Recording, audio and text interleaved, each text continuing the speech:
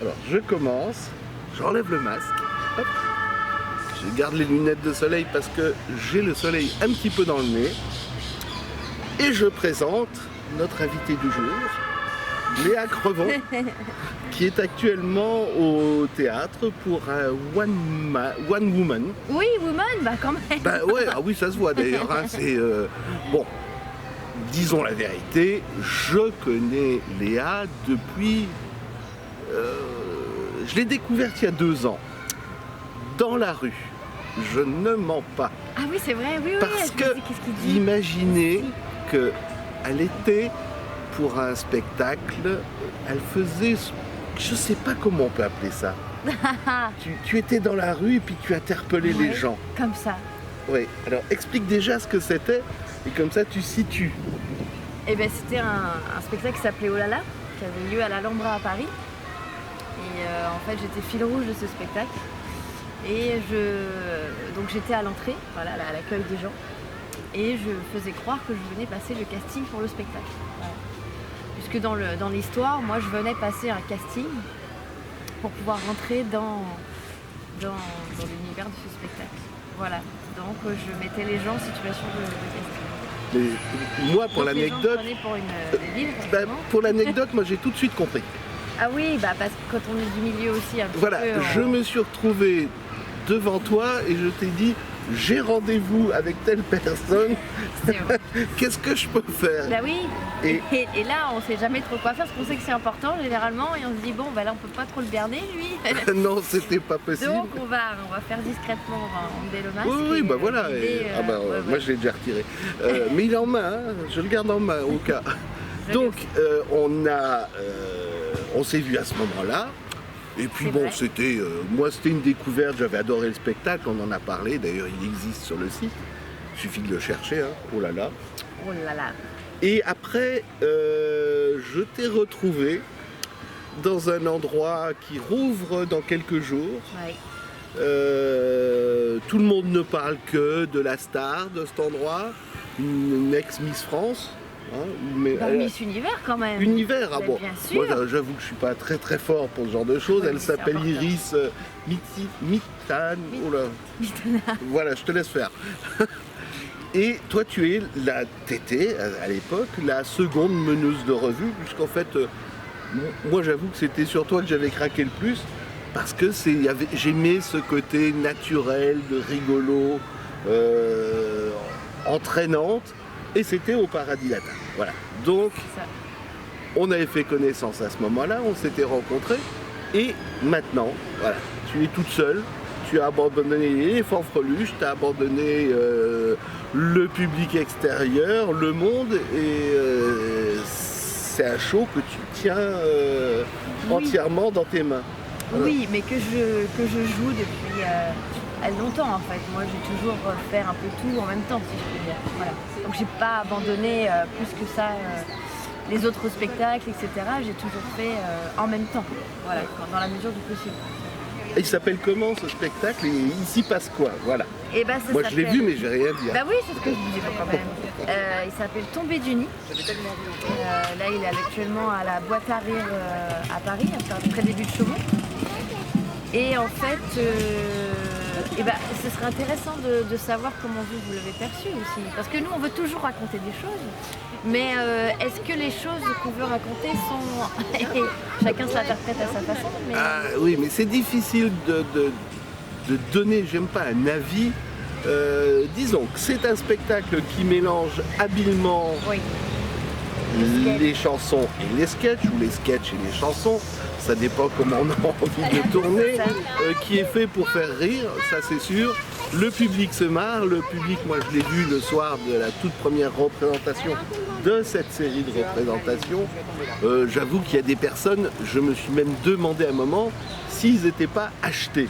Je suis honnête. Oui, bah non, mais non. ils ne l'étaient pas parce que j'ai bien surveillé, parce que je suis pas fou, j'ai regardé derrière.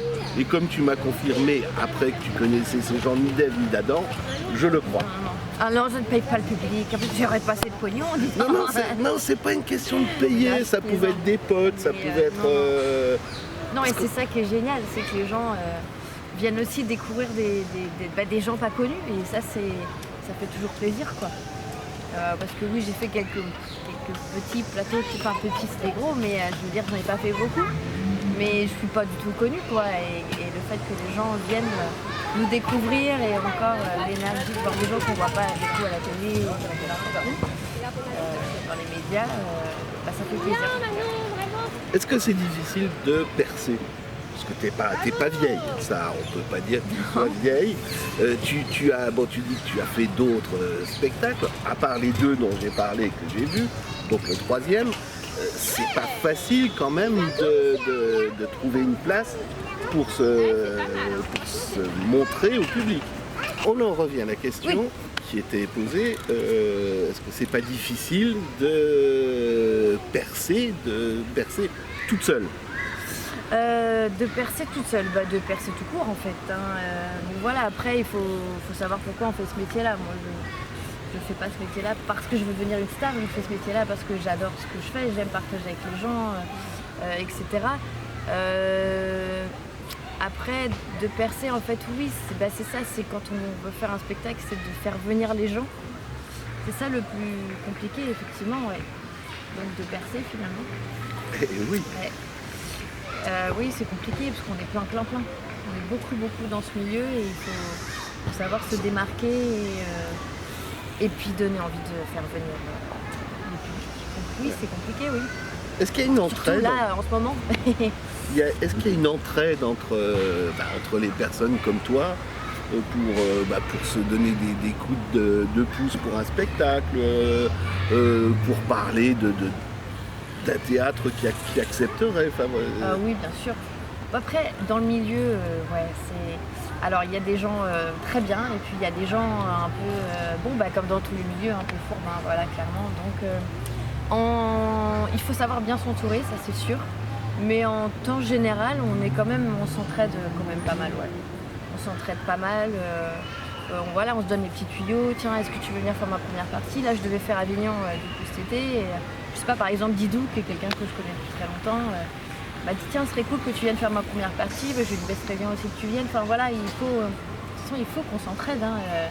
Il n'y a pas le choix. Et puis après, il y a des gens qui sont super connus, comme Jarry, comme Jean-Phi, qui eux ont carrément percé, mais qui n'oublient pas d'où ils viennent et qui nous aident aussi, quoi. Donc, avec qui je fais les premières parties. Là, j'ai la chance d'avoir aussi Jean-Phi qui produit mon spectacle. Donc voilà, ils sont, je crois que connus ou pas connus. On nous aide quand même, bien sûr, on s'entraide. Ouais. Comment es-tu arrivé dans ce milieu? Qu'est-ce que tu as fait? Est-ce que tu as fait une école du rire? Bon, c'est la question idiote, mais je le savais.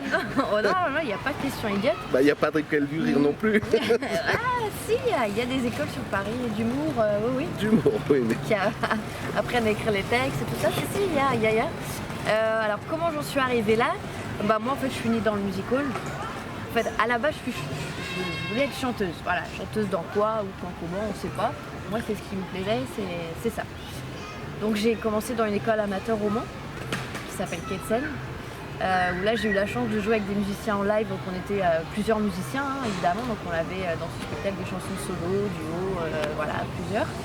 Et puis j'ai la chance d'avoir eu le directeur de cette école qui avait une revue musical qui s'appelle La Flambée, et voilà, qui m'a fait passer le casting et je suis arrivée dans cette revue immense où on est une bonne vingtaine, en plus ça évolue, maintenant il y a aussi des musiciens en live, c'est comme une comédie musicale si je puis dire, parce que c'est beaucoup de tableaux chantés, dansés, voilà, on fait de tout. Et donc là je me suis dit, c'est quand même un endroit qui me plaît bien ça. Parce qu'on pouvait être chanteuse de rock, de gospel, de n'importe quoi, mais... C'est quoi ce que tu préfères? Moi c'était ça, c'est le musical en fait, c'est ce oui, mais mélange d'art. Tu préfères écouter Vartan Claude François ou Mozart ou David Bowie ou les Rolling Stones, je sais pas, j'essaie de trouver des... Moi j'écoute de tout, après j'adore ce que fait Carmen Maria Vega, les gens un peu moins connus quoi, enfin je peux dire moins populaires quoi, voilà. Oui, là j'ai pris quand même les noms. Mais oui.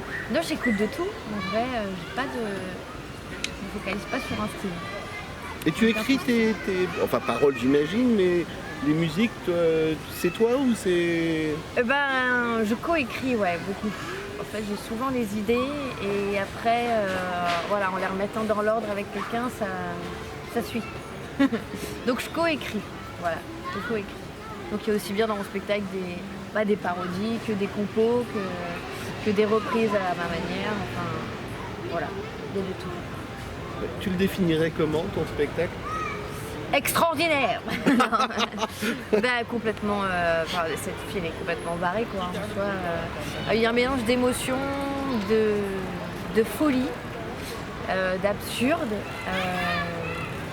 Voilà, en gros, et puis je livre aussi une partie de moi. J'explique pourquoi elle est autant maquillée, autant grimée et autant seule, parce que cette fille, elle est aussi seule. Enfin, c'est ce qu'elle dit dans son spectacle, plutôt dans la mise en forme.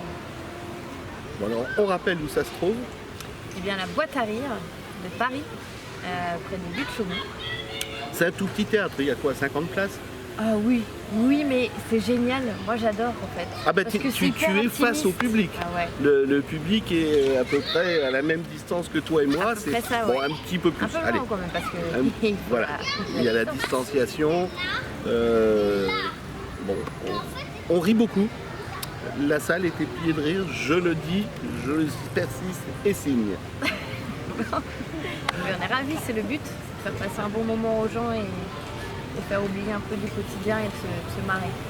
Bon, on se retrouve pour un prochain spectacle. Tu as déjà des idées ou des choses qui s'annoncent à l'horizon? Ah, surprise, je te rappellerai pour venir voir ça. Cachetière. Eh ben oui, il faut faire du suspense. Et puis sinon, il faut aller sur les réseaux sociaux, quoi. Voilà. Léa Crevon, comme nous crevons sans le S. Et puis il y a toutes les infos, il y aura toutes les infos en temps voulu en tout cas. Et puis il y a plein d'autres dates en France là, qui vont arriver de mon spectacle. Voilà, plein de super choses qui vont arriver. À bientôt. Et à bientôt, merci beaucoup.